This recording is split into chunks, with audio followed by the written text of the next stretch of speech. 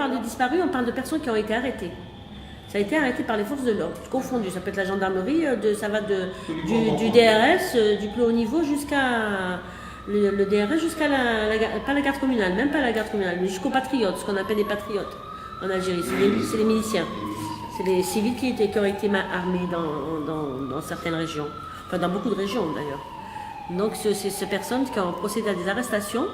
Et après, on a perdu la trace. Je dis on perd de la trace parce que pour mon fils, pendant 2 mois, j'ai cru suivre sa trace. Et puis un jour, ça s'est arrêté. Quand on cherche partout, qu'on sillonne tout le pays et qu'on fait des pieds et des mains pour trouver son enfant et qu'on ne le retrouve pas, on se demande, c'est un sentiment très bizarre qu'on ressent. Et voilà, ça fait presque 20 ans, on se demande il est où? Où est-ce qu'il est passé quoi? Mais Madame Djaël avait sorti le mot à l'époque, mais vous ne les avez pas mangés quand même. Donnez-nous les os, vous ne les avez pas mangés les os, en 2005 d'ailleurs. Notre siège SOS, on a plus de 8000 dossiers. On reçoit jusqu'à maintenant des familles qui viennent déposer des dossiers, bien sûr. Parce qu'il y a toujours cette peur-là. Ils vont revenir, ils vont prendre mon fils, notre fils, notre fille, tout ça. Jusqu'à maintenant, en 2014. Dossier le plus épineux de l'Algérie. C'est la tache noire de l'histoire de l'Algérie. On nous a toujours fait passer pour des terroristes et des familles de terroristes. Hein.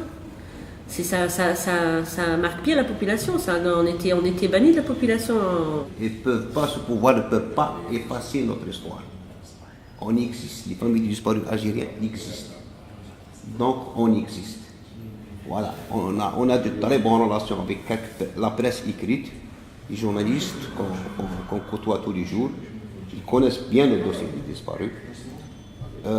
Même il y a des médias lourds, mais ils ne parlent pas du dossier. Ils sont tous peurs. Même ils nous disent, voilà, il y a des dossiers qu'il ne faut pas parler. On fait des enquêtes nous-mêmes, on fait des recherches, on essaye de savoir, et puis par les relations, par la famille, par ceci, partout, les témoins. Et quand il y a des arrestations en masse, il y a toujours un qui revient pour aller raconter aux autres ce qu'ils ont subi. La torture et tout, oui.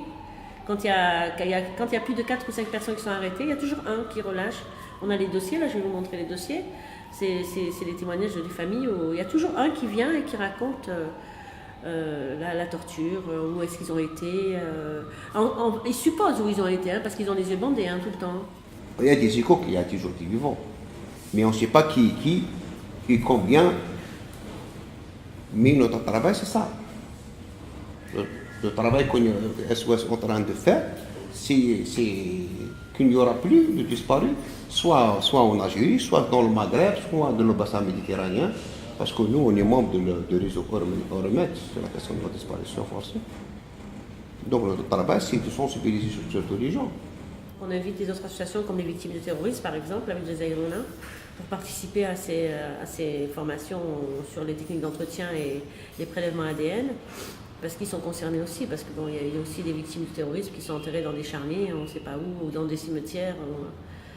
Qasantini déclare comment Jazaïrouna travaille avec SOS disparu. On est des victimes, on demande la vérité, eux demandent la vérité, ils demandent la justice, nous on demande la justice. Nous, on sait qu'il y a eu des déclarations de Yazid Zarhoni à l'époque, le ministre de l'Intérieur, qui avait déclaré une fois qu'il y avait 3600 tombes sous X au cimetière de l'Alia. Et donc nous, on connaît ce carré, on appelle ça le carré d'Exis. Donc on va dans ce carré, on va souvent sur ce carré pour le préserver, quoi. Pour voir que les tombes, on a peur que les tombes un jour disparaissent, parce que des fois il y a de la rumeur comme ça. Donc on va dans ce cimetière et puis en même temps ça nous permet de voir, si on peut, parce qu'on ne peut pas accéder au registre. Et donc quand on tombe sur une personne un peu plus gentille que les autres, on arrive à voir le registre. Et malheureusement, il y a des familles disparues qui trouvent le nom de leurs proches sur ces registres. Dernièrement, on a eu le cas Ben Djaël qui a trouvé la sœur de Mohamed Ben Djaël qui a été disparue en 1995. Elle l'a trouvé, ils sont allés en délégation, comme d'habitude, et elle a trouvé le nom de son frère sur les registres du cimetière de l'Alia. Avant, on pleurait quand on entend des gens nous insulter et tout ça, qu'on parle des familles des égorgeurs.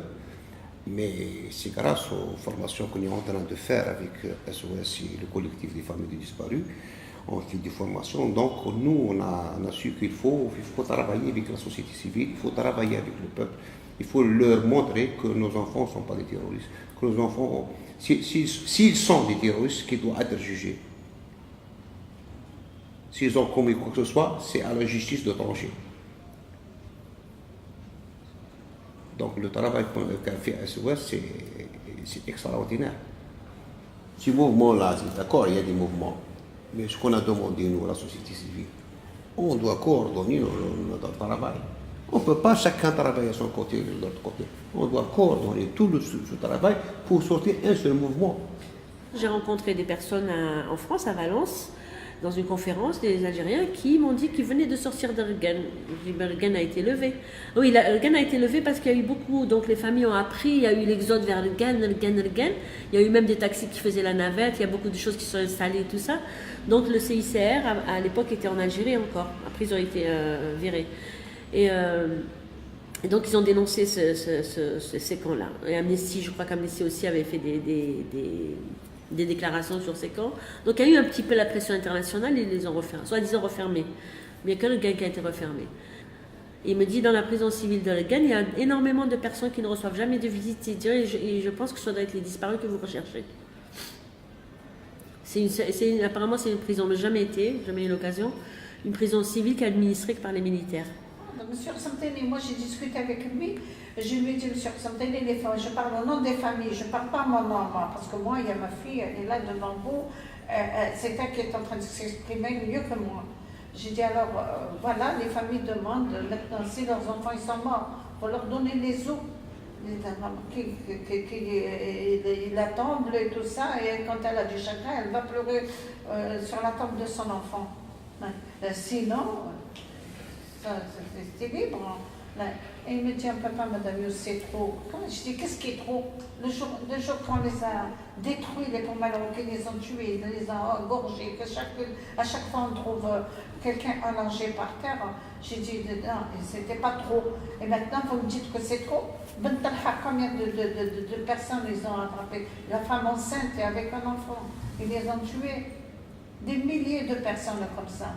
Il propose une indemnisation aux familles de disparus, mais moyennant un certificat de décès.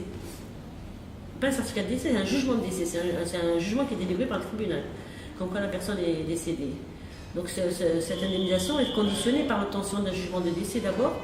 Après, il y a toute une procédure à faire pour pouvoir obtenir cette indemnisation. Et il y en a parmi les familles, il y en a beaucoup qui n'ont pas pu obtenir, qui ont fait toute la démarche, qui n'ont pas obtenu l'indemnisation. Et ce constat de décès est délivré après enquête, dit la loi, dit les textes, après enquête. Il n'y a jamais eu d'enquête de fait, jamais d'enquête qui sont faites. Et la majorité je ne dirais pas la majorité, mais je dirais bien 30% des familles, on leur a délivré un constat de disparition en mentionnant en conclusion que le disparu a été tué parmi les groupes islamistes armés. Mais c'est grâce au rassemblement qui fasse les familles des disparus chaque mercredi depuis 1998. Chaque mercredi, soit la lande, soit le vent, soit quoi que ce soit, on fait des rassemblements.